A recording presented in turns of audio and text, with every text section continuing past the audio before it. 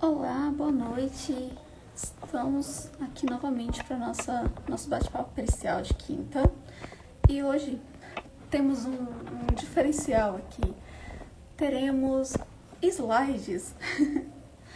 Preparei aqui, eu nem sabia que era possível, mas eu queria mostrar, então eu pesquisei e encontrei um jeito de mostrar aqui com imagens, trazer slides para vocês verem, pra gente fazer o que eu queria fazer há muito tempo, que é um estudo de caso, que eu sempre compartilho aqui com vocês, né, quando eu tô fazendo laudo, parecer técnico, quando aparece algum laudo para impugnar e tem aqueles erros absurdos que a gente vê, eu sempre compartilho um pouquinho nos stories, mas eu queria encontrar um jeito de compartilhar um pouco mais aqui. E aí eu encontrei um jeito de colocar slides por aqui, olha que legal. Então hoje teremos o auxílio de imagens. Eu separei aqui algumas partes, tanto do laudo, o último que eu mostrei, que vocês comentaram bastante, né?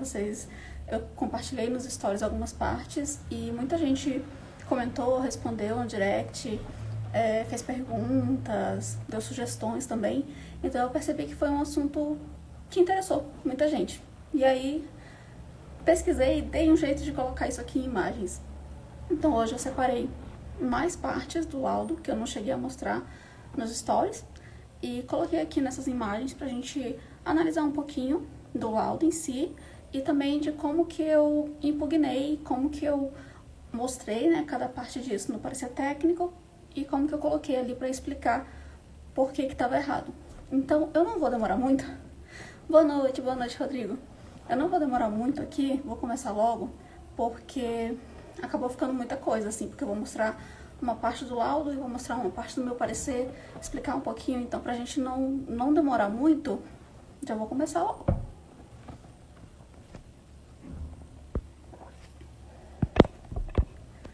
Vamos lá.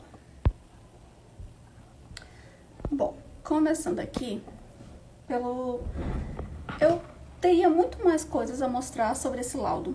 Logicamente, eu não vou mostrar a assinatura inteira, o nome da pessoa. Eu apaguei algumas partes, eu deixei só a última parte do nome, né, o último nome, pra gente ter uma noção, mais ou menos, da comparação, do confronto entre a assinatura padrão e questionada. Que eu não posso mostrar a assinatura inteira, né, mas eu dei um jeitinho pra gente conseguir analisar juntos. Eu vou começar mostrando o laudo. Algumas coisas que me chamaram a atenção. Eu não vou comentar tanto, porque depois eu vou mostrar meu parecer. E aí no parecer eu fiz comentários sobre o laudo, então para não ficar repetitivo, eu vou só destacar algumas partes aqui e quando a gente chegar na parte do parecer, eu faço realmente os comentários, tá bom? Podem mandar pergunta, qualquer sugestão, podem participar, interagir aqui, tá bom? Esse é o modelo do laudo da pessoa. Então, primeira coisa, ela começou ali, aliás, eu falo ela porque é a pessoa, mas nesse caso foi um perito, muitas pessoas entenderam que eu sempre coloquei ali, ela fez isso, ela fez aquilo, mas eu queria dizer a pessoa. Quem fez isso foi um perito, não foi uma perita. Então, ela colocou aqui nos equipamentos. Então, né, esse modelo aqui, ele acaba sendo meio conhecido da gente, né? Aparece muito para impugnar esse modelinho aqui. Ele aparece bastante nesses laudos mal feitos.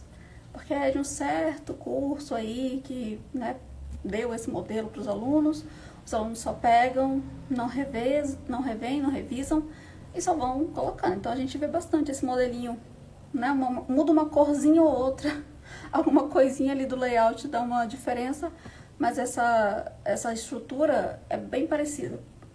E aí eu tô destacando que ele começou colocando que ele usou lupa digital, microscópios digitais, réguas e transferidores. E, spoiler, não tem como ele ter utilizado nada disso, porque ele simplesmente não fez coleta de padrões, então ele não tinha nem a coleta em via física, para dizer que eu usei isso aqui só nos padrões, no que eu tinha físico, podia ser uma desculpa. Não nesse caso, porque ele nem coleta fez, então ele só tinha o que estava nos autos. Então, assim, onde foi que ele usou essas lupas, microscópios, régua? Ele colocou a régua na tela do computador. É aquele negócio que a gente fica... Onde é que você tá usando isso, moço? Então, sim. Então, A primeira coisa que a gente se pergunta quando chega aqui nesses equipamentos é: onde que você utilizou tudo isso? O que acontece? Ele pegou esse modelo pronto e só segue adiante. Eu uso a mesma coisa em todos os meus laudos. Então ele não revisou para ver se isso realmente estava de acordo com essa análise específica dele.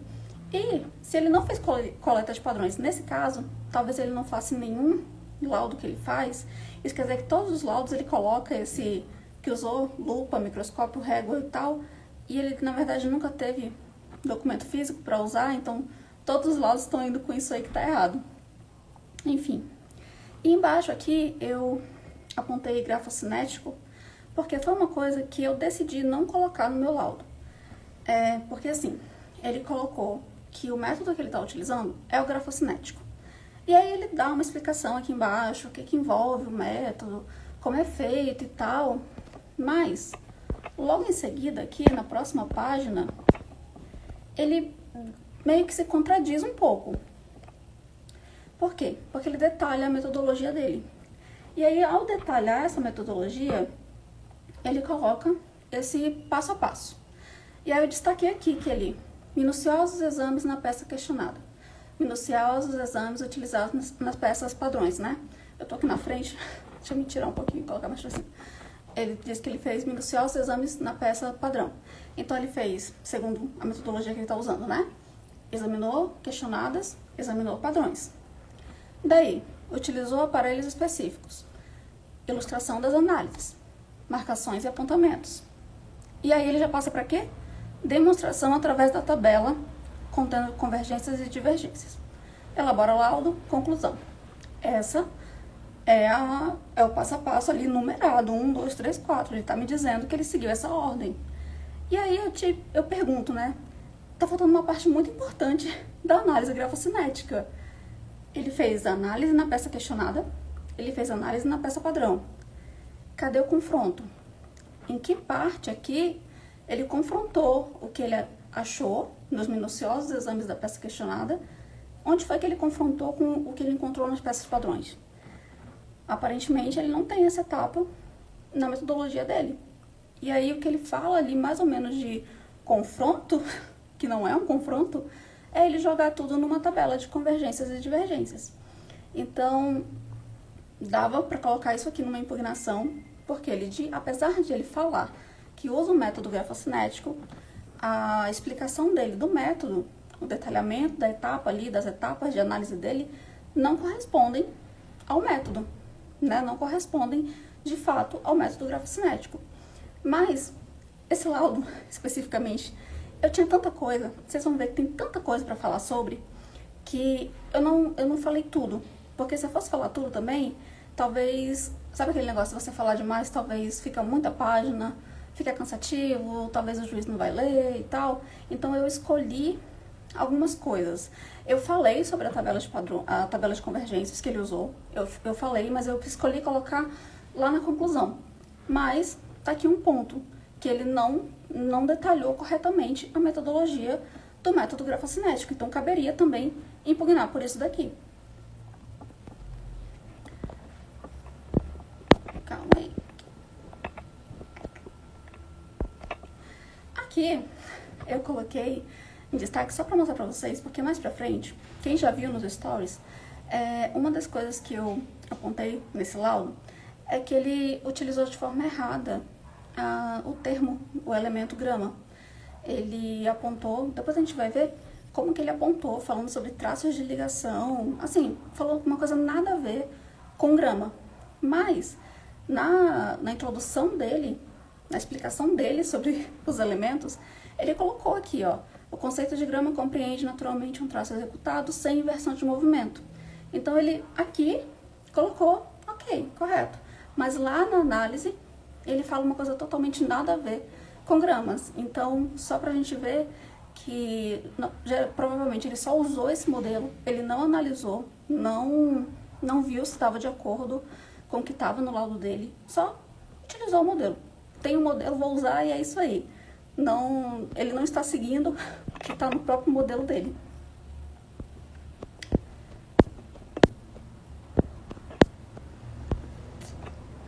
Já começando aqui sobre Pra vocês perceberem, né? Eu apaguei os nomes, os primeiros nomes, deixei só o último nome, que é Marques, né? É um nome genérico o suficiente, então não dá para identificar quem é o periciando aqui, né? Só para vocês terem uma noção, ele chegou à conclusão dele de convergência. Ele disse que foi o mesmo punho que assinou essas assinaturas aqui. E uma coisa, né, aqui.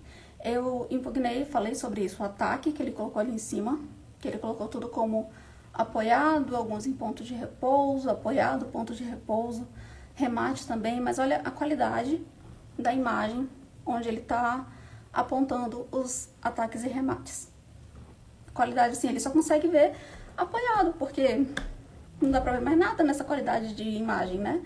Então, realmente. Aí aqui embaixo você consegue ver como que ele falou sobre as gramas. Ele fala aqui que observou-se o grama em traço de ligação, presente na escrita do sobrenome, mantendo um padrão entre as letras, assim, nada a ver com o que é grama. E aí eu até pensei, talvez ele só tenha trocado o nome, porque lá na introdução ele colocou de forma correta o que é grama. Só que, olha como ele coloca, gramas, entre parênteses, forma, e embaixo ele coloca também, de novo, gramas. Então, assim, não foi um erro, ele repetiu, ele colocou 2 vezes o mesmo erro. Então, foi realmente uma coisa errada. Ele colocou gramas, posição, né? Gramas, forma, gramas, posição embaixo. Eu não sei o que ele imaginou aqui. Eu tô mostrando rápido porque, pra quem tá entrando agora, esse é o laudo que eu impugnei. Eu estou mostrando rápido porque depois a gente vai chegar no parecer técnico e aí no meu parecer eu fiz os comentários. Então, pra gente não ficar comentando 2 vezes a mesma coisa, eu tô só passando pra vocês verem. Aqui, ele fala, essa aqui eu dei sinceras gargalhadas. Ele fala do alinhamento, e aí ele fala que é o quê? É ascendente, descendente e sinuoso. Pra que escolher, assim, só um? Ele não disse é ascendente ou descendente ou sinuoso, é os 3. O alinhamento é ascendente, descendente e sinuoso. E aqui eu não coloquei como ele coloca os momentos gráficos. Ele fez a contagem, disse que as peças padrões apresentam 9, 13 e 18 momentos gráficos. E aí ele diz que a peça questionada apresenta 14 momentos gráficos. Então, tipo, ele não conseguiu identificar qual era o alinhamento. Joga os 3 aí que não vou errar. Quando eu vi isso, eu dei uma bela gargalhada, admito. E aqui embaixo, ó, ele colocou espaçamento gráfico interlateral. E aí, tem tanta coisa assim, errada, tanto de digitação, erro de digitação mesmo, erro de gramática, que eu fico em dúvida se ele errou digitação, se era para ser interliteral e ele só errou a digitação, apesar do A ficar bem distante do I no teclado, mas enfim, ou se realmente ele confundiu o nome, não conhecia. Eu fiquei em dúvida se isso aqui era um erro ao acaso, assim, digitou errado, ou se foi um erro de propósito, porque ele realmente não sabia. Mas ficou aí marcado. Exatamente, o modelo já é ruim, mas esse perito conseguiu fazer pior.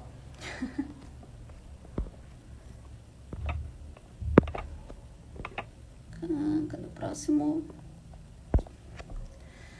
Aqui, olha, novamente ele ficou em dúvida, aí colocou aqui no calibre. O calibre dos padrões são médio a grande, né? Não é médio, mas também não é grande, é de médio a grande. E aí na peça questionada, o calibre é grande. Aí ele coloca como convergente. Então assim, não entendi foi nada também. Boa noite, Crisley. E aqui chegamos assim, numa cereja do bolo, a pressão. Após análise aproximada com microscópio digital, foi identificado que a pressão possui uma pressão considerada de grau normal. Primeiro, ele só analisou peças digitalizadas. Onde que ele enfiou esse microscópio digital aqui na peça digitalizada? Não tenho ideia. Segundo, ele fez análise em peça digitalizada em qualidade baixíssima. Não tem como ele falar sobre pressão. E terceiro, o que é uma pressão normal? Assim, até onde eu estudei, os livros que eu vi e tudo mais, me falam em pressão forte, pressão alta, pressão média, pressão baixa. eu ainda não vi uma pressão normal. O que seria uma pressão normal? Não sei. E aqui, novamente, ele ficou em dúvida. E a gladiolagem não é positiva nem negativa, é os dois. A gladiolagem é positiva e negativa. E acho que fica um pouco escuro aqui embaixo, né? Mas dá pra ver aqui que eu marquei só uma letra M, que é essa letra M aqui, é um marquis. Essa é a peça questionada aqui. Tá vendo? Essa primeira letra grande aqui é um M que ele fez. E ele tá dizendo que essa letra M é convergente com a escrita dessa letra M aqui. Ele tá dizendo que as duas são feitas em guirlanda e, portanto, elas são convergentes. E aí ele identificou isso como tendência de punho. Eu também não sei se esse nome, se seria assim, tendência de punho.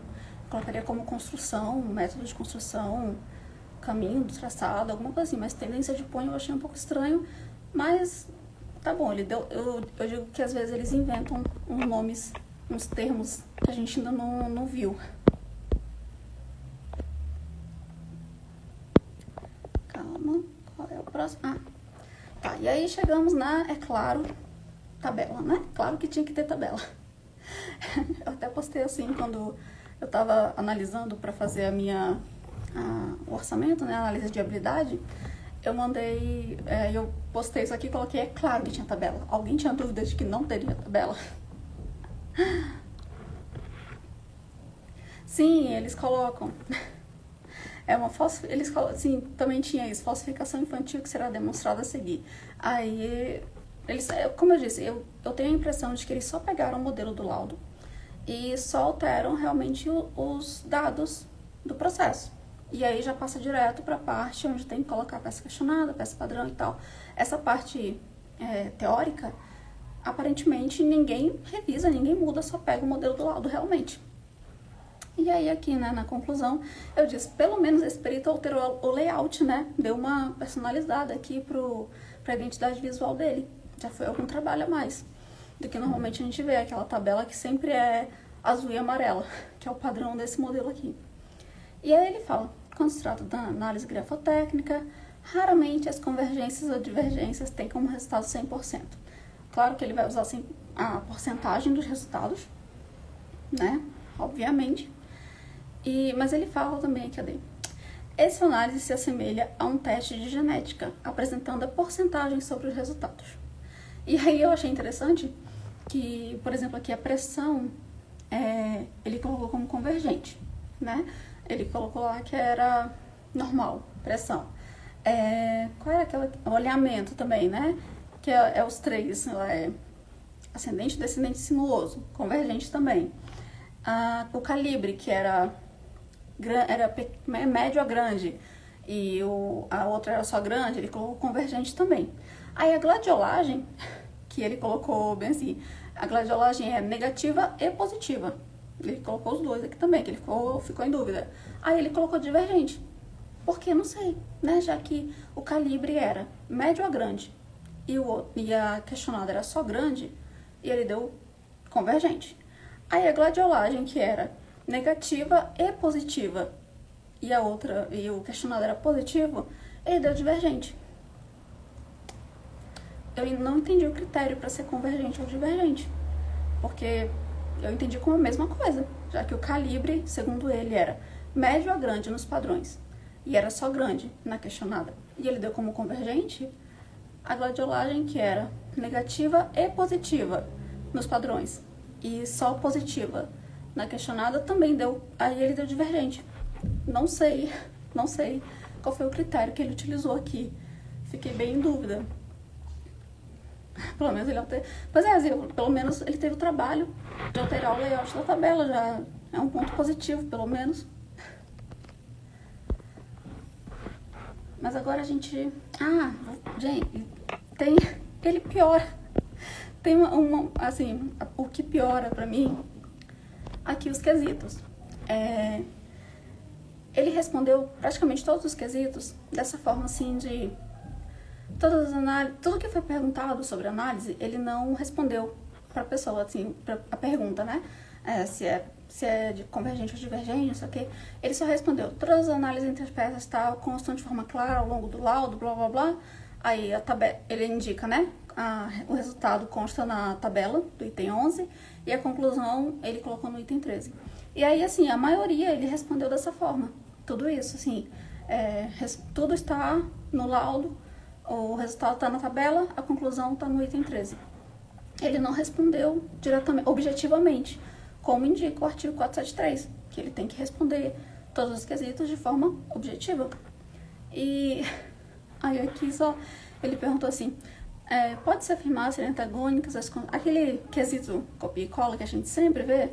Aí ele só fala, conforme análises realizadas, não restou dúvidas quanto à conclusão pericial alcançada, ou seja, a assinatura na peça questionada partiu do punho do autor, sendo autêntica. Aí não, eu falei, a gente sempre tem esse quesito, pede-se aos senhores peritos que forneçam um quadro, tal. Aí a nossa resposta sempre é no sentido de explicar que tá errado, né, que não faz parte da metodologia, blá, blá, blá. Ele aqui, pelo menos, foi feliz e disse, tá aí, ó, devidamente informado no item 11. Ele não precisou bater de frente com o advogado que fez a pergunta, ele respondeu. Essa felicidade ele teve. E aí aqui, esse primeiro quesito feito pelo réu, ele tinha A, B e C, né? Aqui, solicitamos ao senhor perito que apresente em seu trabalho as seguintes informações. Aí, não é que tinha A, B e C, na verdade. Talvez, como também é um quesito copia e cola, talvez vocês já tenham visto. Vem tipo uma tabela, assim, em que eles pedem que você coloque data de nascimento, várias informações que estão presentes no contrato, eles pedem que a gente coloque as informações aqui nos quesitos. Eu já recebi esse quesito algumas vezes, não sei se vocês já receberam, mas ele basicamente pede que a gente descreva qual é o objeto da perícia. Basicamente é isso, ele quer que a gente descreva qual é o contrato questionado ali. E aí, o perito aqui simplesmente disse que o objeto da perícia se tratou tão somente de análise. O objeto da perícia se tratou de análise, para averiguar se a assinatura na peça questionada partiu ou não do punho do autor. Ele podia ter parado por aí, pelo menos. Assim, já estava meio confuso, mas ele podia parar por aí. Aí ele diz, e vale ressaltar, ambas as partes possuem acesso à íntegra do processo, não cabendo ao perito ficar resumindo dados que não fazem parte do seu escopo, ou seja, da sua demanda. Então, quer dizer, não faz parte do trabalho do perito falar qual é o objeto questionado. Sim, como assim não faz parte? Eu fiquei bem confusa com muitas partes desse laudo, mas aqui foi complicado. Aí aqui de novo perguntam para ele sobre as análises comparando RG, blá blá blá, e aí ele só fala que o documento utilizado como padrão de confronto foram devidamente informados no laudo pericial, confira aí na conclusão da tabela de convergência no item 11 e conclusão no item 13. Essa é a resposta padrão dele para os quesitos. E eu peguei mais um aqui de quesitos. Sim, talvez vocês já tenham visto esse quesito também, que ele é bem de copia e cola também, que é aquele que pede pra gente fazer a coleta do periciano com os olhos vendados, blá blá blá e tudo mais. Então, ele respondeu esse quesito aí. E assim, beleza, ele até que começou bem, ó. Vale ressaltar dados do contrato como pessoal. Olha, quando ele só pergunta, porque o que eu entendo? Que faça parte da análise documental. Eu conferisse os dados tem o número do RG da pessoa ali. Eu confiro se o número do RG corresponde ao número do RG da pessoa de fato, que eu tô analisando o punho. Então, esses dados, assim, eu respondo. O que eu não respondo é quando já me fizeram esse quesito de as taxas de juros que estão ali correspondem às taxas de juros. Aí eu já recebi esse tipo de quesito, e aí eu coloquei que não fazia parte da perícia para qual eu fui nomeada. Mas sobre os dados da pessoa, eu respondo porque eu confiro para ver se realmente é, porque eu já peguei um caso que era de homônimo. Eram duas Marisas, mas os sobrenomes eram totalmente diferentes. Todos os outros dados eram totalmente diferentes. Então eu sempre confiro se todos os dados que estão no contrato correspondem aos dados da pessoa, de fato, para poder apontar se tiver alguma divergência ali. Tá, voltando aqui. Ele falou, né? Vale ressaltar que o direcionamento da perícia cabe tão somente ao perito. Beleza, tá ótimo, ele podia ter parado por aí. Novamente, ele podia parar por aí. Ele podia falar, né, ó, não vou coletar 50 assinaturas com a pessoa vendada, porque vale ressaltar que o direcionamento da perícia cabe ao perito. Beleza, concordo com ele. Mas ele continua. E ao continuar, ele fala... Ainda é preciso pontuar que ambas as partes possuem o direito de apresentar assistente técnico, que, em tese, possuem o mesmo conhecimento técnico deste perito, que poderiam, assim, questionar ou não o trabalho realizado. No entanto, se observarmos, nenhuma das partes apresentaram assistentes técnicos. Né? Eu não estou nesse processo desde o começo. Eu fui contratada realmente só para impugnar o laudo. Aí ele fecha maravilhosamente bem, assim, incrível. E referente à colheita de padrões, é uma diligência dispensável, sendo exigido apenas quando não há peças padrões adequadas e suficientes. No mais, esclareço que o perito segue fundamentações técnicas e precisas para seguimento do seu trabalho. Então, a coleta é dispensável. Sim, pois é, Rodrigo. A coleta é dispensável, segundo esse rapaz aqui. Doeu bastante. Mas dói mais quando você vê quais são os padrões que ele utilizou. Vai doer mais. Te garanto que vai doer mais. E aí, só pra fechar com chave de ouro, ele me coloca aqui a bendita convergência de 95%, né? E, enfim, diz aí que se deu sobre as peças. E ele fala, né, que as análises se deram sobre as peças digitalizadas que apresentaram condições suficientes para serem periciadas, não ocorrendo nenhuma interferência no resultado final. Dessa forma, ficou dispensada a apresentação em seu formato no meio físico. Ou seja, claramente, ele não é que não tinha original, não foi apresentado, não quiseram apresentar, não. Foi dispensado. Ele não precisou usar o contrato físico. Então, pois é. E aí ele... Não exatamente, ele falou que se aparenta a um teste genético. Ele não falou de DNA, mas ele falou de teste genético. E aqui ele fala, porque no contrato todo tinham 5 assinaturas, sendo 4 assinaturas por extenso e uma rúbrica.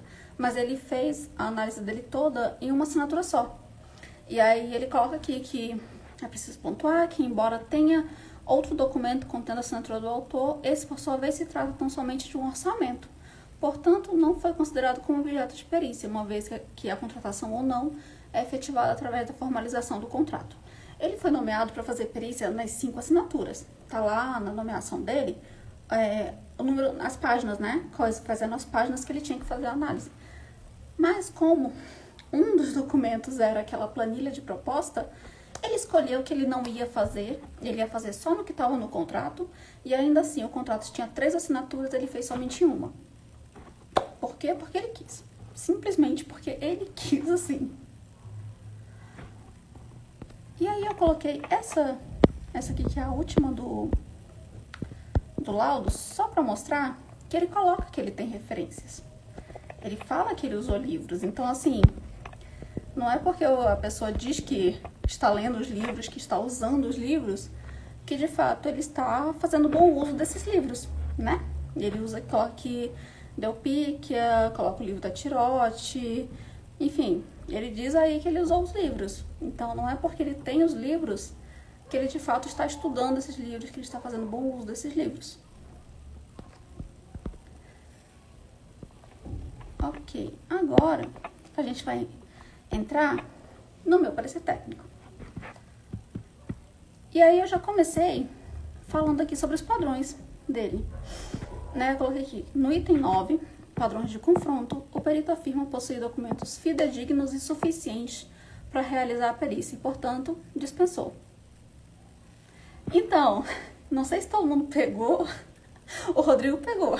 Tem dos livros ali, da lista, tem um ali que a gente não costuma usar muito, né? Não sei se todo mundo pegou aí. Eu coloquei. Quem pegou, pegou. Enfim, ele diz aqui, né, que no caso em questão, ficou dispensada a colheita de padrões, haja vista que foi acostado aos autos documentos fidedignos e suficientes para apreciação da demanda. E aí, ele disse que não precisava fazer. Aí, ó, tem mais gente que entendeu a lista de livros ali. Enfim. A gente faz polêmica de forma sutil. De forma sutil. Aí, no entanto, o perito... Tô feliz de ver que vocês entenderam, vocês pegaram a referência. No entanto, o perito aqui, olha só, ele falou que não precisava de coleta. Tá bom, não vou fazer coleta. Aí, a Mara não entendeu ainda. Depois você me chama que eu te conto. Ó, olha os padrões que ele utilizou. Folha de identificação, que a gente vai já ver ela. Título de eleitor, carteira de trabalho e CNH. E aí, a lista de padrões utilizados pelo perito para o confronto consiste em 4 amostras da escrita do periciano. Esse fato por si só invalida toda a análise realizada, uma vez que não cumpre o requisito de quantidade exigida para os padrões. Aí eu coloquei uma observação. No que tange ao cumprimento do critério da quantidade, resta claro que a perícia judicial deixou de contar com quantidade suficiente de padrões para o exame grafotécnico, estabelecido atualmente pelo mínimo de 30 a 40 assinaturas. Eu ainda dei uma folga, porque eu colocaria só 40. Eu colocaria 40, mas eu coloquei ali 30 a 40 para dar uma folgazinha para ele. Mas de qualquer jeito ele só tem 4. 4 não é nada. E aí eu coloquei esse estudo aqui. E eu coloquei algumas referências, tá? Nós temos algumas referências aqui. E aí eu coloquei esse estudo, que, inclusive, esse estudo aqui, ele tá no livro de documentoscopia do Eric e do Samuel. Foi de lá que eu peguei. Mas eu quero muito ter acesso a esse estudo aqui de verdade. Sim, tem gente que diz que é desumano coletar 30 assinaturas de uma pessoa. Eu já vi perito que coletou 120 assinaturas. Aí eu comecei a pensar, poxa, coitada, né? O punho dessa pessoa deve ter ficado... Mas 30 assinaturas, né? Assim, quase nada, é rápido. Dependendo ali do grau de habilidade de escrita da pessoa. Mas eu já fiquei 1h30 com uma senhora aposentada que tinha muita dificuldade para escrever. Ela ficou ali, tal, tentou, mas ela colocou, no mínimo, ela fez ali as 30 assinaturas dela. Então, assim, é possível. Realmente é porque ele não quis fazer. E aí, como eu falei, esse estudo aqui, eu já mandei até e-mail para esse autor, pro Valim, porque eu quero ter acesso a esse original dele. Porque, na verdade, esse estudo consta no livro do Samuel, mas eu quero ver esse estudo de verdade. Se alguém aí tiver ou conhecer esse Valim, que eu já tentei mandar e-mail para ele, e eu acho que o e-mail talvez seja antigo, que eu peguei o e-mail lá do currículo Lattes dele. Enfim, eu estou procurando por esse artigo aqui, se alguém tiver. Me chama, eu quero. Enfim, mas ele fez um artigo aqui, sim, ele fez um artigo aqui em que ele chegou à conclusão aqui nesse gráfico de que, de acordo com a quantidade de assinaturas coletadas, ele dá aqui uma porcentagem de qual é a possibilidade, né, a probabilidade de visualização da variabilidade da escrita nas amostras. E aí, cada cor dessa linha aqui corresponde a uma quantidade de visualizações, de porcentagem, né, de visualizações. E aí, eu fiz aqui embaixo a explicação. No referido estudo, é possível constatar claramente que, com o número de assinaturas utilizado pelo padrão de confronto que o perito judicial utilizou, só 4, a probabilidade de observações é de praticamente 0, porque aqui, ó, o índice começa em 5. No 5 ali, ele tá no 0. Imagina 4. No 4 não tem quase nada de visualização. Mas piora. Por quê? Ele não tem 4, de fato. Por quê? Não bastasse isso, dos 4 padrões analisados, só um realmente era adequado para o confronto. Por quê? O padrão que está na ficha de identificação foi emitido em 1990 e tanto. Quando o autor, o periciando, no caso, né, ele tinha cerca de 10 anos. Ele tinha 10 anos quando ele assinou um dos padrões. Aí eu coloquei, ó, em certos casos, é possível, ele foi emitido 10 anos antes do documento questionado, e foi emitido quando o menino, o adulto, né, a pessoa que assinou, era uma criança. Aí eu coloquei, em certos casos, é possível utilizar padrões de épocas diferentes na análise grafotécnica, mas aqui não é o caso, porque não é o ponto central, assim, se ele tivesse, tô usando um padrão de 10 anos atrás, mas ele tivesse feito, sei lá, para avaliar a evolução da escrita daquele punho, beleza, tudo certo. Tem alguns casos que a gente pode fazer isso, né, de usar um padrão mais antigo, analisar a evolução dessa escrita, fazer um estudo dessa evolução e tal, e é super válido, super certo, ok. Mas não foi esse o caso. Ele usou realmente como padrão e apontou convergências com esse padrão de quando o menino era uma criança. E eu coloquei, a questão é que, na época da assinatura deste padrão, o autor tinha cerca de 10 anos de idade, sendo ainda uma criança. Enquanto na época da assinatura questionada, ele já contava com 22 anos, um adulto. Esse é, assim, basicamente a definição de uma idade gráfica diferente. Ele pegou de quando o menino tinha acabado de ser alfabetizado. Ali, o autor tinha... Ele disse que ele tinha 9 anos, mas eu coloquei cerca de 10 anos, porque ele não tinha absoluta certeza se ele tinha 9 ou 10 anos. Mas ele praticamente acabou de ser alfabetizado, né? A gente é alfabetizado ali pelos 6, 7 anos. Tinha 2 anos que ele estava escrevendo, de fato. E ele está comparando com a escrita dele de 22 anos de idade. Então eu coloquei basicamente a definição de idade gráfica diferente. E aí eu coloquei aqui, ó. Essa é a tal ficha de identificação. O periciano falou que é como se fosse pro primeiro RG dele, lá na cidade que ele mora, né? É como ele fazia isso aqui, uma ficha de identificação que era como se fosse o primeiro RG da pessoa. E aí aqui na foto ele tem assim o semblante de criancinha, sabe? Dá pra ver que ele é um menininho. Por isso que eu circulei de vermelho, tipo assim, ô seu juiz, olha a foto dessa criança. Foi essa criança aqui que escreveu. É com essa assinatura que ele tá comparando. E aí eu coloquei ali de vermelho também a data da expedição, 1998. Que é quando foi expedido esse documento. Aí tá. Além disso, o que mais ele utilizou como padrão? A assinatura contida na CNH, que aí eu expliquei aqui que é capturada num tipo de mesa digitalizadora, que não é o mesmo suporte, né? Que não é em papel, que tem diferença, blá blá blá, que não é adequada para fazer esse confronto. E a carteira de trabalho dele também tinha uma assinatura diferente. A assinatura tá acima da linha de pauta, enorme, com uma letra diferente, também foi capturada de forma eletrônica. E aí eu coloquei, assim, dos 4 padrões que ele estava utilizando, que já era ruim, você ter 4 padrões já era ruim. Dos 4, só um realmente era bom. Só o título de eleitor, que foi escrito no mesmo suporte, né, papel, que, enfim, na idade, ele é, na época, né, mais ou menos contemporâneo. Então, assim, ele tinha 4 padrões, já era horrível.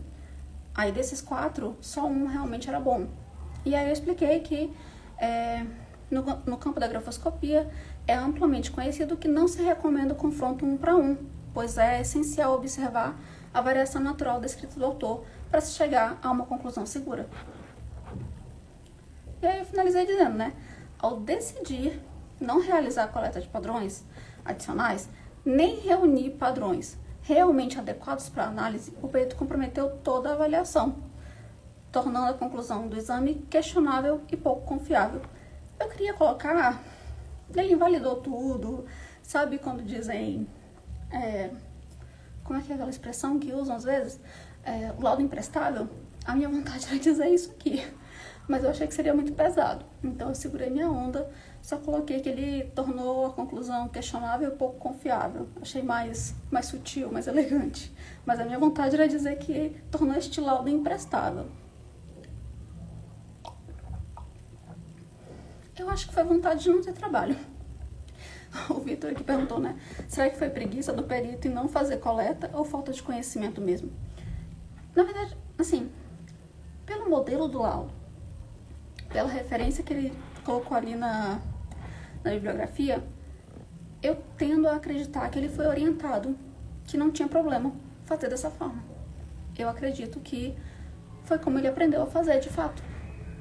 Então, foi um pouco de erro, foi não buscar aprender mais do que foi passado para ele nesse curso.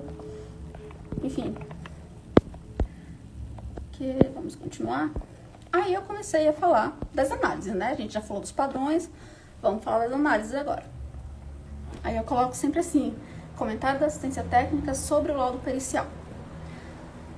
No laudo pericial, são apresentadas análises de ataques e remates. No entanto, cabem algumas observações sobre a realização desses elementos em vias digitalizadas. E aí eu explico. Para realizar exames em cópias digitalizadas, temos limitações em elementos que precisam ser analisados em detalhes. Alguns desses elementos prejudicados são justamente o quê? Ataques e remates, por se tratar de elementos que necessitam de ampliação para uma correta identificação. E aí eu coloquei como exemplo as imagens dele no laudo, né? E assim, ele só identificou ataques apoiados, ataques sem apoio. E aí eu coloquei aqui embaixo, para fins de comparação abaixo, exemplos do que é um ataque apoiado e um ataque sem apoio, né? Eu coloquei aqui o ponto de tinta, né? Ali, que é a característica do ataque ou remate apoiado. E ali só, enfim, o traço, né? Mostrando ali o sem apoio.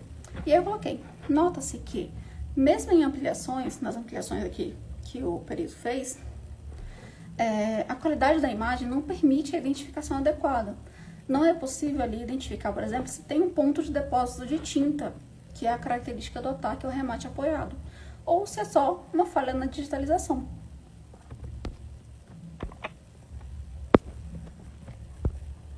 Aí, aqui, mais um ponto a ser considerado, aqui, por essa assistência, trata-se do uso incorreto de termos e conceitos da grafoscopia no laudo. Como exemplo, vamos falar sobre o grama. E aí eu sempre identifico aqui esse aqui era não é do TJMG, era do TJRN. E, por que eu tô falando isso? Porque dependendo de qual é o portal que usa, né, no tribunal, pode ser as folhas, né, o movimento ali, pode ser identificado por folha, né, folha do processo. Os que usam SAG, a gente coloca folha 90, folha 92, tipo assim. Eu só quero dizer assim, que eu sempre identifico a qual página do processo, qual página do laudo eu estou me referindo. Porque assim, se eles quiserem conferir, né, de onde que eu tirei esses recortes que eu faço do laudo, tá fácil para eles entenderem ali. Então, aqui ele falou sobre o grama onde? Nesse ID 1139, blá, blá, blá, página 18. Porque esse ID ali se refere ao laudo inteiro, né? O laudo inteiro está nesse ID. E aí eu pego exatamente qual página do laudo para que, se a pessoa quiser conferir, fica mais fácil. Então, né, tem aqui o grama de forma incorreta, ainda tem isso, que tem gente espalhando que o termo grama não se usa mais, que ele é obsoleto, que eu ainda não vi isso em lugar nenhum, mas tem gente dizendo isso, tem professor de curso ensinando que não se usa mais grama, mas polêmicas para outra hora também. Enfim, mostrei aqui, né, que o perito apresenta a descrição do elemento grama da seguinte forma. Ele fala aí de grama em formas, grama em posição. E aí ele fala sobre grama em traços de ligação, no sobrenome Bezerra, mantendo o padrão entre a letra Z e E e tal, tal, tal. E aí depois ele fala de novo em grama posição, falando da haste. Enfim, haste até que ele poderia falar se tivesse a ver com grama mesmo, né? Que foi feito em um movimento só e tal. Mas não é dessa forma que ele está utilizando aqui. E aí eu coloquei embaixo a definição do livro da Tirotti do que é o grama, né? Que é um traço sem inversão de movimento. E ainda coloquei esse quadro aí embaixo que tem os exemplos, né? Que o V ali tem 2 gramas, o C é um único grama circular e tal. Para quem está lendo, né? Advogado, juiz, que não conhece a área, tenha pelo menos uma noção do que a gente está falando, afinal de contas. E aí eu dei um resumo aqui, né, nesse quadro aqui, dizendo: o grama é um elemento no qual se avalia o formato da escrita e onde ocorre a inversão brusca de movimento. A cada inversão brusca tem-se um novo grama. Eu acho que ficou assim... esse livro da Tirotti, ele é bem prático, né? Eu sempre falo que ele é muito fácil de entender, mas assim, já estava fácil de entender, eu ainda dei uma outra resumida aqui para ficar mais fácil de entender ainda. Aí, ou seja, o confronto desse elemento é realizado em termos de descrição do traço. Então, você pode dizer que é um grama circular, que é um reto, enfim, Se ele quisesse falar dessa haste aqui, eu nem implicaria, se ele estivesse falando da forma correta. E também para se falar em quantidade de gramas, se você tem 2 gramas, 3 gramas, enfim. Ou seja, nada tem a ver com traço de ligação, como foi dito pelo perito. E ainda coloquei, o elemento que avalia traço de ligação chama-se conexão. Não tem nada a ver com gramas, né? Dessa forma aqui como ele colocou. Sobre gramas, forma, posição, falando sobre traços de ligação, blá blá blá, não sei. Eu cheguei, como eu disse, né? Eu cheguei a pensar que ele tinha só trocado o nome, que ele de fato estava falando aqui sobre conexões, traços de ligação, enfim. Eu achei que ele tinha mudado, né? Só errado o nome. Só que, logo depois, ele tem um tópico que ele fala traço de ligação. Então, assim, ele não errou. Ele realmente queria falar isso daqui. Enfim, aí eu expliquei, coloquei a referência, coloquei a explicaçãozinha e disse, nada tem a ver com o que o perito falou sobre gramas.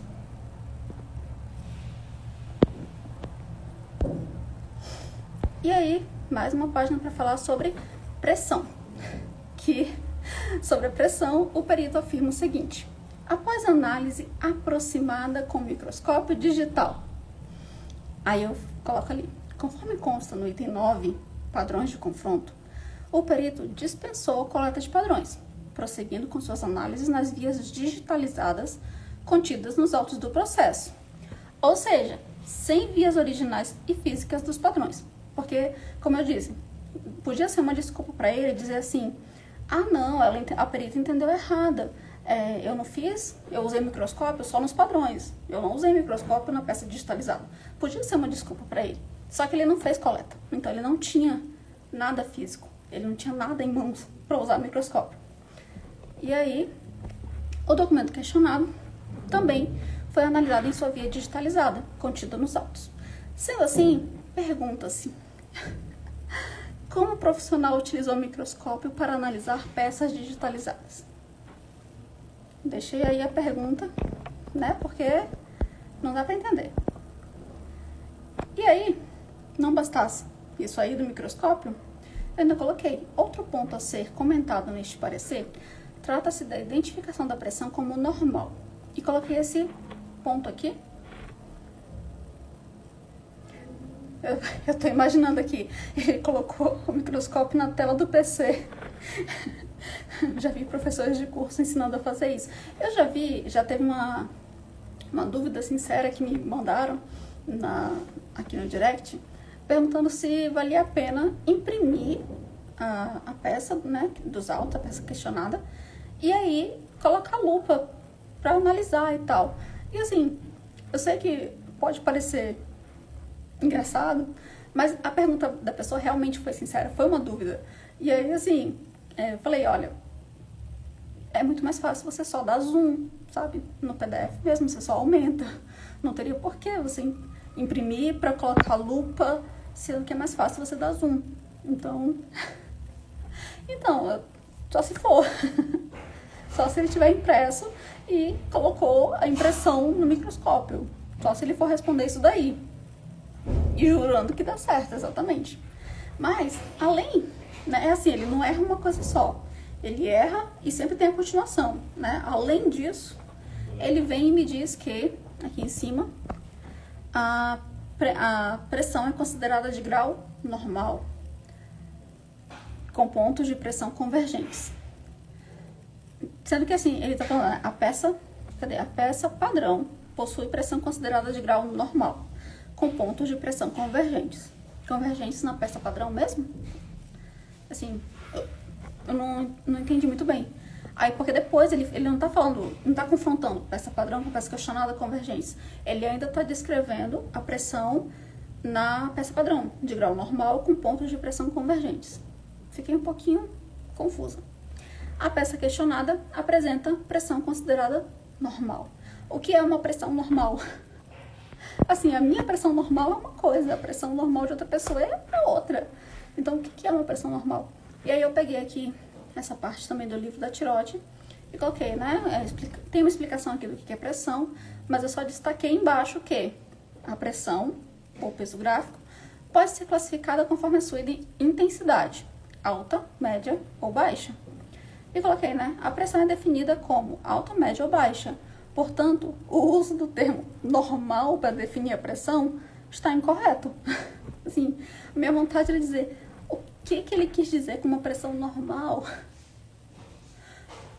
E aí, além disso, aí eu expliquei sobre a qualidade da imagem, né? Eu expliquei que a pressão é um dos elementos mais prejudicados na análise em vias digitalizadas, né? Que seria necessário ter uma excelente qualidade para ser visualizada, o que não é o caso na presente análise. Ele não tem uma imagem com excelente qualidade. Não tinha como ele analisar a pressão nas vias digitalizadas que ele tinha para analisar. Então, assim, só na pressão aqui ele cometeu quantos erros, né? Começou com microscópio digital, colocou pressão como normal e não dava nem para ter analisado a pressão. Enfim, erro aí para escolher. E aí aqui, essa aqui eu fiquei assim... Alinhamento. Sobre o alinhamento, o perito afirma o seguinte: as peças padrões apresentam alinhamento ascendente, descendente e sinuoso. A peça questionada apresenta alinhamento ascendente, descendente e sinuoso. Aí eu fiz toda uma explicação. Vejamos, segundo a literatura da área, o que é alinhamento e como se identifica. E aí eu coloquei aqui um livro de documentoscopia, né, do Samuel Câmara e do Eric Câmara e Samuel Felharmel, falando ali, né, o que é o alinhamento, logo no comecinho, o comportamento de pauta, o comportamento da... Tá muito pequenininho, né? O comportamento de uma escrita em relação à linha de pauta. E aí embaixo eu só dei um destaquezinho, ascendente ou descendente. E coloquei aqui no quadrinho do lado. O alinhamento se refere ao comportamento da escrita em relação à linha de pauta. Nota-se no destaque que o alinhamento pode apresentar tendência ascendente ou, coloquei em maiúscula, ou descendente. E aí, para complementar, eu peguei outra referência, né? Outro livro, para dizer, ó, não é um autor só, apesar de ser Eric e Samuel, né? Mas quem não é da área não sabe o peso deste livro na área, né? Então, eu peguei outro autor também. E porque esse da Tirote tem realmente muitas imagens, né? Ajuda bastante a explicar para quem não é da área. Então, eu coloquei aqui. Vejamos agora como é realizada a identificação desses elementos em uma escrita. E coloquei aqui o que é uma escrita ascendente, o que é uma escrita descendente e o que é uma escrita sinuosa. E aí aqui nesse quadrinho, que eu acho que tá pequeno, né, para vocês lerem, tá escrito assim: o alinhamento gráfico na escrita pode ser ascendente ou descendente ou sinuoso, mas não pode ser os três ao mesmo tempo, como foi relatado pelo perito no seu laudo. Então, assim, eu não sei o que deu na cabeça dele de colocar aqui ascendente, descendente e sinuoso. Não sei o que estava passando pela cabeça dessa pessoa. E aí, aqui, eu coloquei: após a exposição detalhada dos erros e falhas técnicas identificadas no laudo pericial, daremos início agora à análise correta e devidamente fundamentada dos elementos objetivos. Para isso, serão utilizados padrões adequados, devidamente selecionados para a realização do confronto com as assinaturas questionadas. Eu até postei essa parte aqui e coloquei assim: vocês acham que eu peguei pesado? Vocês disseram que não. Quem respondeu disse que não, peguei até leve, podia ter feito pior. Então tá bom. E aí eu comecei a minha própria análise. Daqui pra frente eu não peguei prints, porque é basicamente a minha análise. Aí, como eu falei, apontei os erros, né, comentei tudo que ele fez e que não estava de acordo, já falei de tudo dele, agora eu só fiz a minha análise mesmo e mostrei os resultados corretos, dei uma explicaçãozinha e tal, mas assim, é só meu parecer daí em diante até chegar na conclusão. Eu só separei essa parte aqui, que é sobre o método de construção, só para vocês verem que ele estava dizendo que esse aqui é convergente com esse aqui. E aí aqui eu peguei só algumas partes do método de construção, algumas letras, só para fazer uma comparação. Refiz coleta, sim, eu fiz, por isso eu coloquei, né, a minha coleta de padrões, eu fiz coleta da assinatura estilizada, da rúbrica, que esse perito não fez, ele só fez de uma das assinaturas, só assinatura por extenso. Eu fiz a parte da análise da assinatura estilizada também, fiz o padrão com a quantidade adequada, eu fiz tudo. Refiz sim. E foi rapidinho. Eu refiz a coleta rapidinho ali. Aliás, refiz não, eu fiz, né? Foi a única coleta que teve nesse caso. E, enfim, peguei. Só que eu escolhi pegar aqui pra essa análise aqui, o mesmo padrão, um dos padrões, né? Que é o título de eleitor, que é o único padrão adequado que ele tinha utilizado no laudo dele. Justamente pra fazer assim, ó.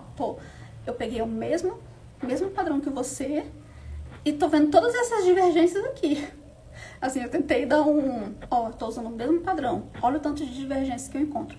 E esses quadradinhos que tem aí, esses 3 retângulos que tem ao lado de cada um ali, é onde eu tô dizendo que tem indícios de retoque. Que ali está a letra E aqui, por exemplo, que tem um traço vermelho. Eu tô dizendo ali que é um indício de retoque que dá pra ver na assinatura questionada. Então, assim, ele diz que isso aqui são convergentes. Com 95% de convergência. Ainda tem a porcentagem. E aí chegamos aqui na minha conclusão. A minha conclusão, né? Falei aqui, considerando a análise, blá blá blá, afirmo com alto grau de convicção que a assinatura lançada na peça questionada, nas assinaturas são inautênticas e não provieram do punho do senhor, blá blá blá. E aí tem um detalhe também, que na época do documento questionado, essa pessoa tinha um nome. Só que ele fez a alteração do nome dele. Hoje, ele só tem o mesmo sobrenome, só o Marques permanece. O restante do nome todo dele foi alterado. Então, hoje em dia, ele tem outro nome. E o perito também não falou sobre isso em nenhum momento do laudo dele. Não levou isso em consideração. Atual. Só acho que esse lindo documento tem que ir para o kit de modelos. Boa ideia, né? Sim, então, tô esperando, eu pedi, né, pro cliente me mostrar, tô esperando ansiosamente qual vai ser a resposta desse perito, como que ele vai se manifestar isso daqui. E aí, tá, eu dei minha conclusão e logo abaixo, comentário da assistência sobre o laudo pericial. Pra destacar no laudo, toda vez que eu vou falar sobre alguma coisa do laudo, né, enfim, tá, para não se perder no meio do que faz parte do meu parecer, ali a minha conclusão, e do que eu tô falando do laudo, eu sempre dou esse destaque em negrito e com esse fundinho assim mais colorido, só pra dizer, ó, a partir daqui eu tô falando sobre o laudo pericial. Aí eu falei da tabela, né, a bendita da tabela ali, bonitinha, né, falei, cabe rechaçar veementemente a utilização da tabela de resultados apresentada na conclusão do laudo pericial. E aí, a ciência grafoscópica é qualitativa e não quantitativa. E lembra que eu falei que eles pegam esse modelo, não dão uma revisada, não olham se é adequado, não veem se está encaixando com o que eles estão fazendo? Então, o próprio expert menciona em sua longa introdução, porque ele fez quase uma apostila na introdução dele, na sua longa introdução, que é necessário interpretar as análises, dando o peso necessário em cada exame para chegar a uma conclusão. E aí eu coloquei aqui, tirei o recorte do laudo dele, né? Indicando aqui em qual página ele disse isso. Então, assim, tá aqui, ele disse, tá aqui o recorte, tá aqui a página, pode conferir. Ele colocou ali, ó. A interpretação das análises cabe ao perito dar o peso necessário a cada exame. O próprio perito disse isso no laudo dele. E aí eu coloquei, pergunta-se, em que momento o ilustre perito procedeu à interpretação dos resultados ou atribuiu peso a cada exame? Semelhanças, variações ou diferenças, se a sua conclusão se baseia na resposta dada por uma tabela. Então, ele mesmo disse que ele tem que dar peso a cada elemento. Só que ele não fez isso. Então, para que está ali no laudo dele? E aí eu coloco, eu já compartilhei com vocês esse trecho aqui, do livro do Samuel Felharmel, que ele fala sobre as tabelas, né?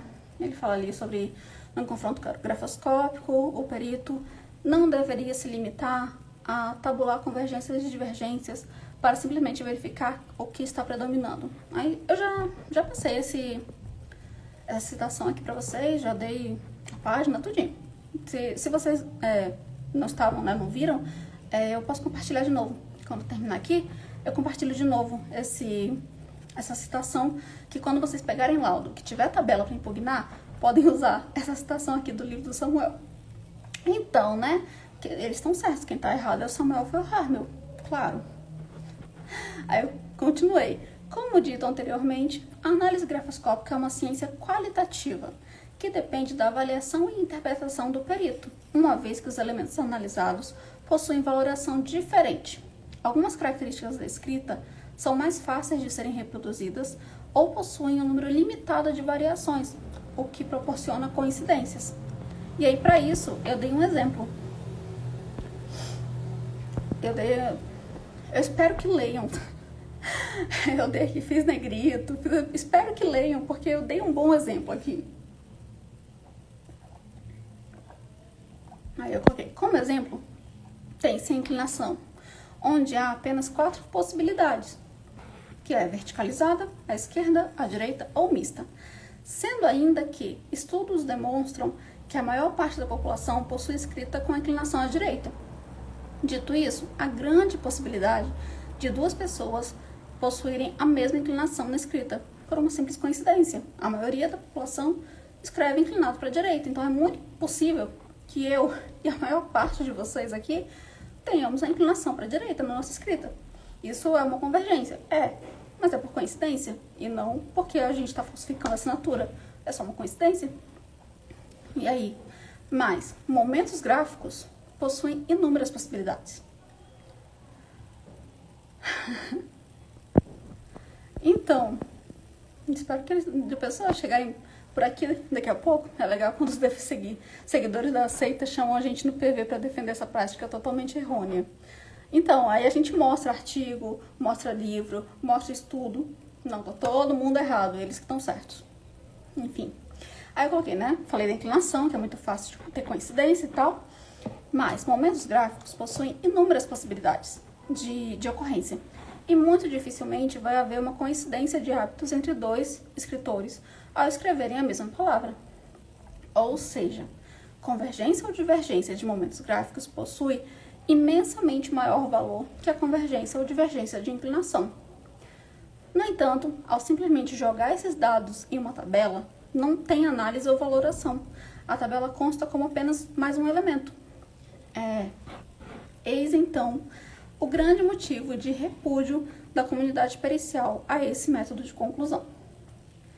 E aí, por último, cabe rechaçar a impropriedade da declaração abaixo, em que o perito afirma ainda que a análise grafotécnica se assemelha a um teste de genética. Aí, Rodrigo, não falei? Ele não disse DNA, ele disse teste genético, podendo ser expresso em porcentagens. Aí eu coloquei aqui o recortezinho dele falando que,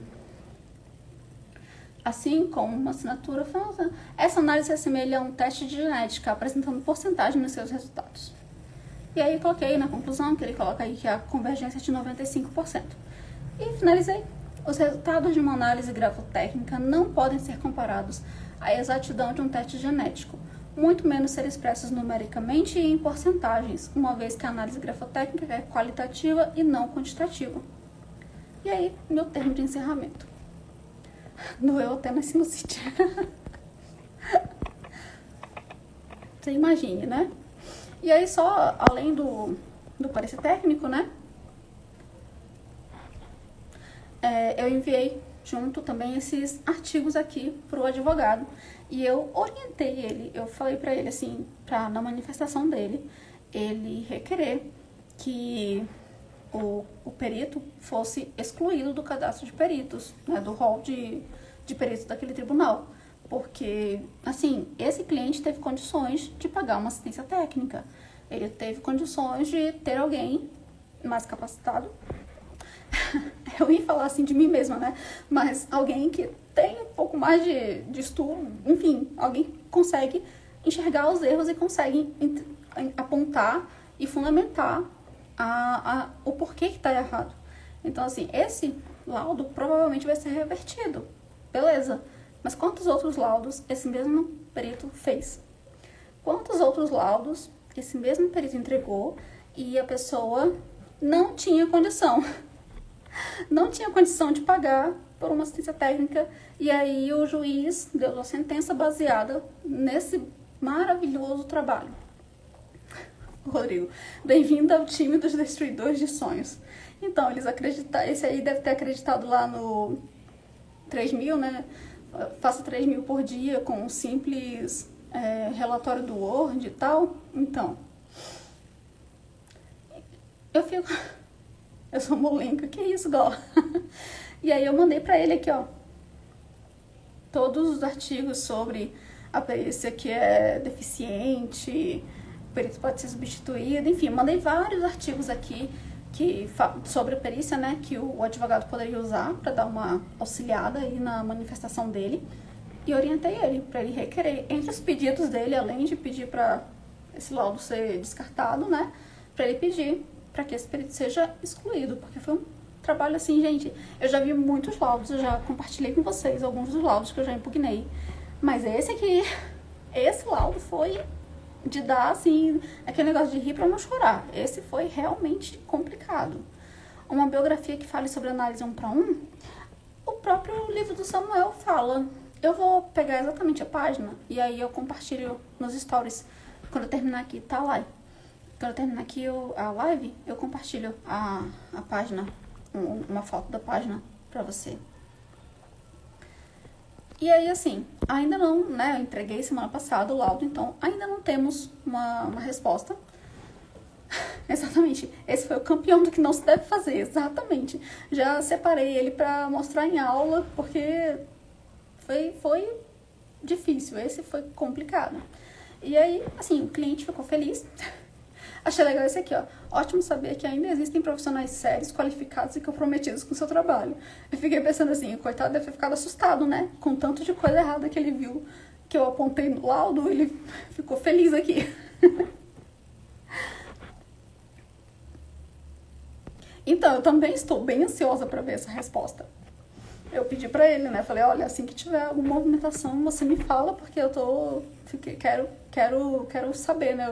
Qual vai ser o desenrolar disso daí. Mas já aconteceu de um curso que eu fazia, uma professora minha, que falou um pouco também sobre o parecer, né, que ela fez, sobre o laudo e tal. E o que aconteceu foi que o perito sumiu. O perito sumiu do processo.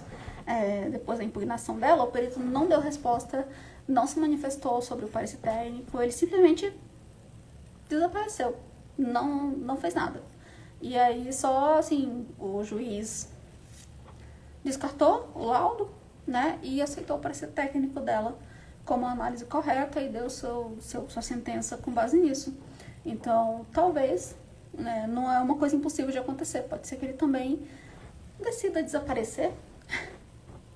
Mas assim que eu tiver uma resposta, podem ter certeza que eu vou compartilhar com vocês o desenrolar desse caso aí, o que acontecer. Seja o perito sumir, seja o juiz dar sentença, enfim. Vou compartilhar com vocês também. Obrigada. Já pensou se o perito aparece aqui para ser aluno? Mas não é sempre que eu faço isso, não. Mas quando algum laudo tá assim, nesse nível, o que eu procuro o currículo do perito para ver onde que ele estudou. Pode acontecer isso também, Rodrigo. Ele defendeu o laudo dele com todas as forças. Aí, o que a gente faz? Eu quero ver qual vai ser a bibliografia que ele vai mostrar para se defender. Vamos ver, vamos esperar para ver. Mas, enfim, eu pesquisei o currículo desse perito. E, assim, além de ter feito cursos ali daquele curso, né, que a gente sabe qual é, ele fez vários cursos lá, incluindo de grafoscopia, e a formação dele é em matemática. Então, assim, além dos cursos feitos, ele só fez um curso de grafoscopia, pelo menos é o que está no currículo dele. Ele pode não ter atualizado o currículo, mas o que está no currículo dele é um curso de grafoscopia nessa instituição, que a gente sabe qual é, e a formação dele na graduação e todo o restante do estudo dele, de atuação, de trabalho também, é todo na área de matemática. Ele é professor de matemática. Então, eu não sei se ele tá trocando de área, não sei. Mas, assim, ele não tem uma formação grande, sabe? Ele não fez outros cursos, não tem nenhuma pós-graduação nessa área, não tem outro, ele realmente só tem um curso lá, só um curso em grafoscopia, só tem um curso lá, só. Como estou surpreso, né? Então, surpreendendo um total de 0 pessoas. Então, ele realmente só fez esse curso, não buscou outras fontes, não... Inclusive, ele tem o curso de grafoscopia, avaliação de imóveis, papiloscopia, acidente de trânsito, vários cursos na mesma instituição. Vários cursos, assim, de áreas diferentes, na mesma instituição. Enfim, assim que eu tiver o desenrolar dessa história, eu compartilho com vocês também. Espero que vocês tenham gostado.